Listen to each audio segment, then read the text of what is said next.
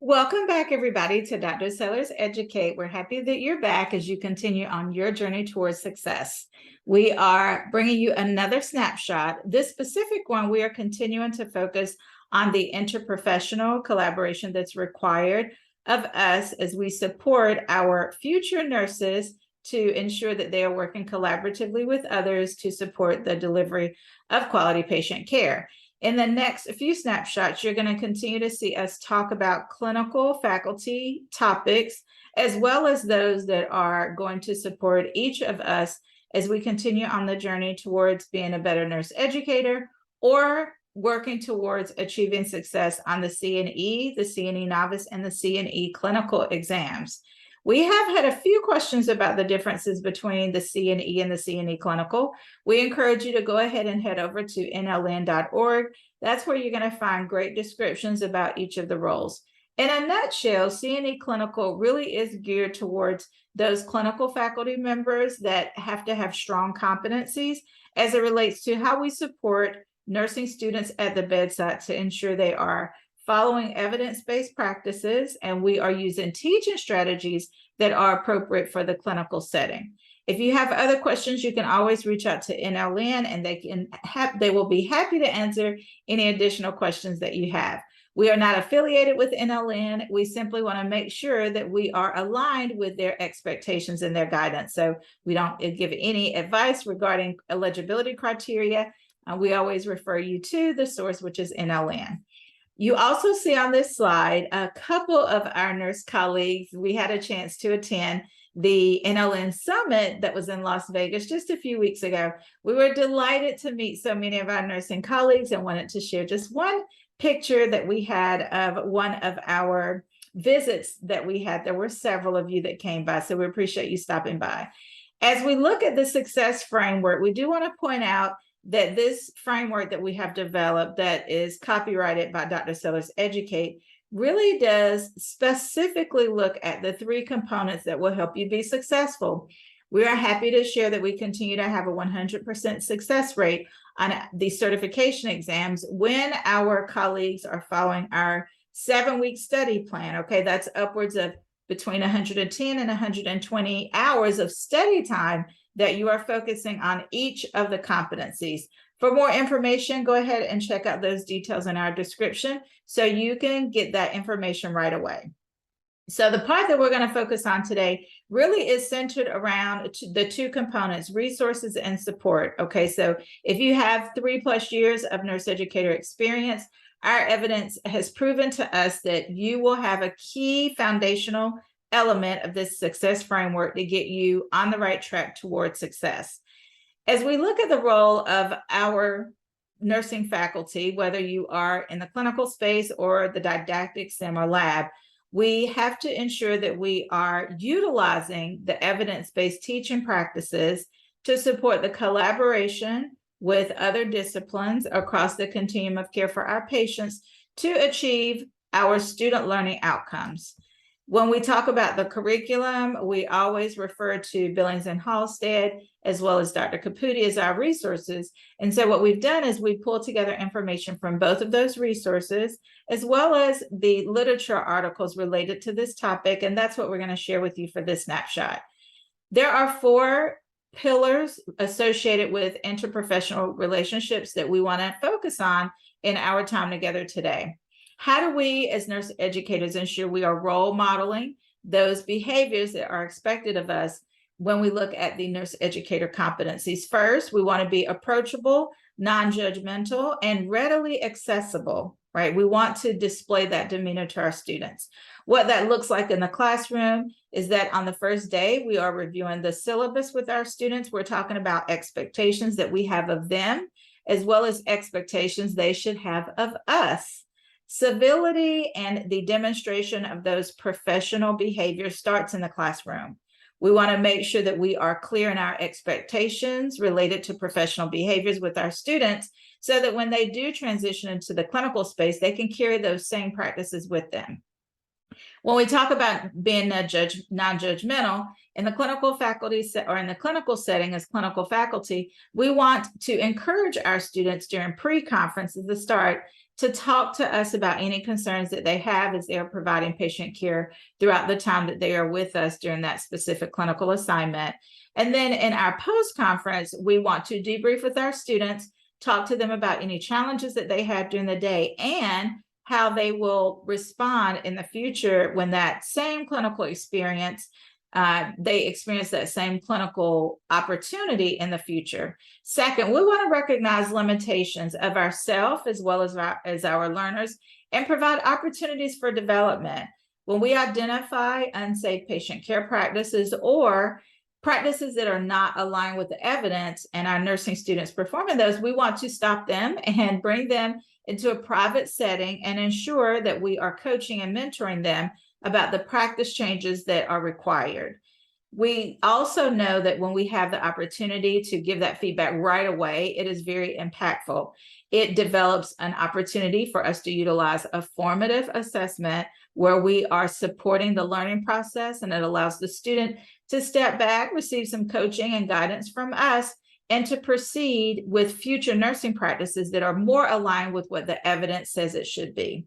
Third, we want to demonstrate those effective communication skills, both in the clinical learning environments with our diverse colleagues, as well as in the didactic setting. When we're in the clinical space, this is more important than ever. We know that our students are interacting with all types of disciplines, and we want to demonstrate and role model those collaborative behaviors and create that inclusive learning experience with our students. One great way of doing that in the clinical setting is allowing our students to explore those experiences with physical therapy, with occupational therapy, talking to the pharmacist about medications. These are all behaviors and experiences that will help the student better understand the interprofessional relationships that we have to develop to ensure we are supporting the delivery of quality care. And then fourth, being able to communicate those performance expectations to our learners and agency staff.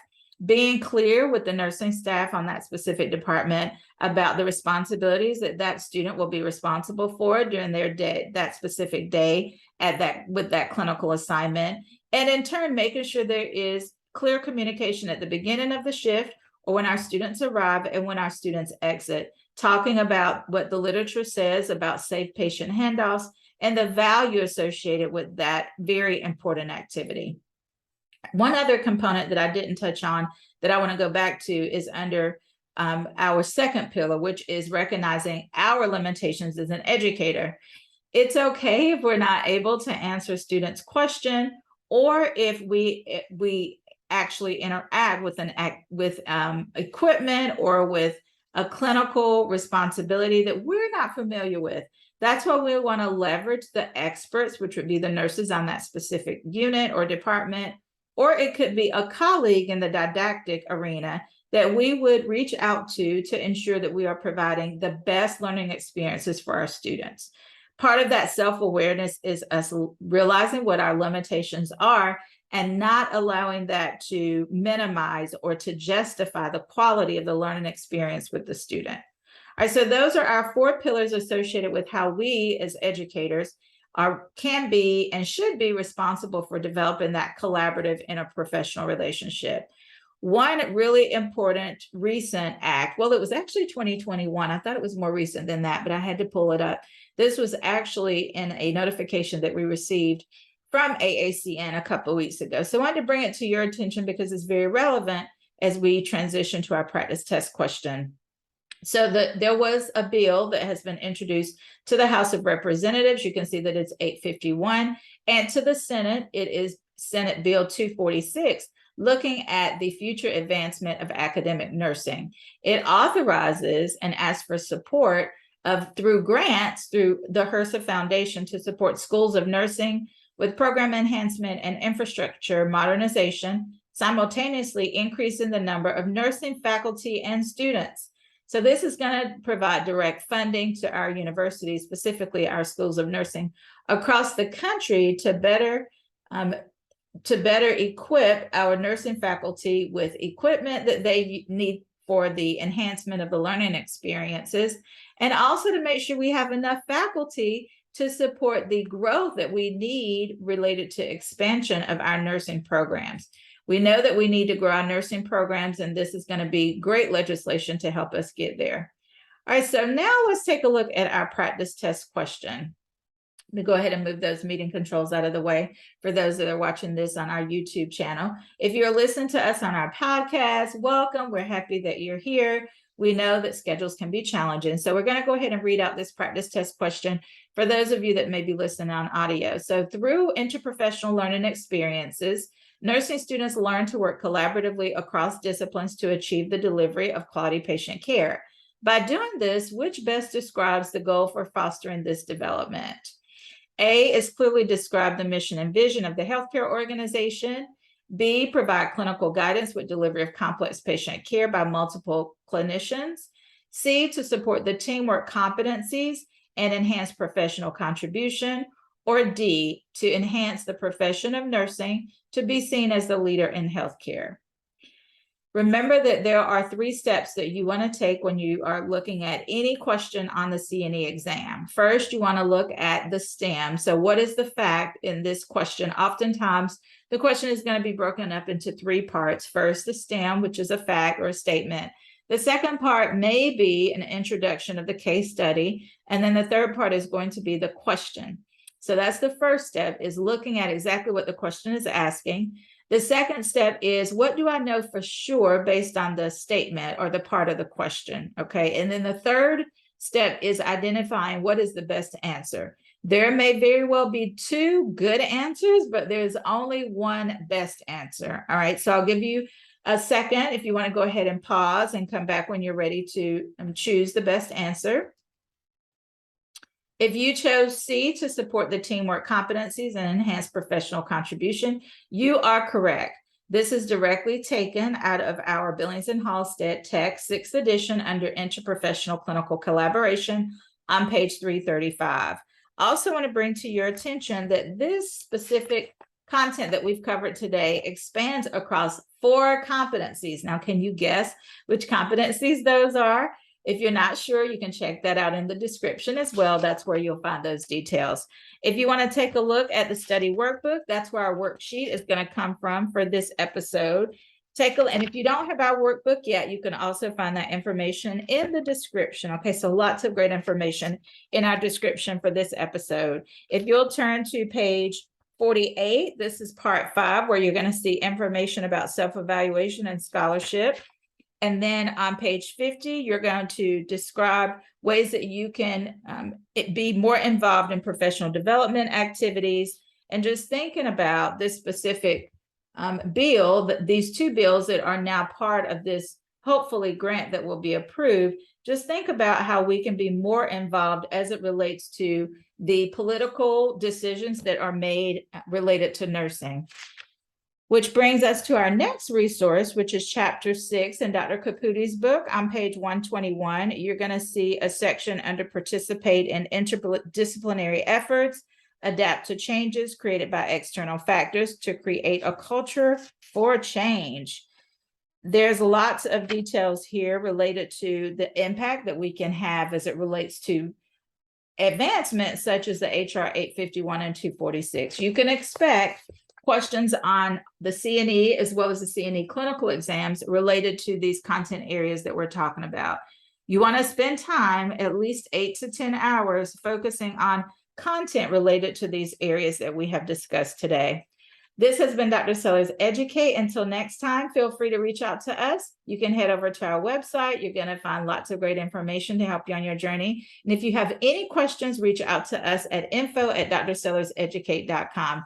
Until next time, have a great one, everybody. Bye-bye.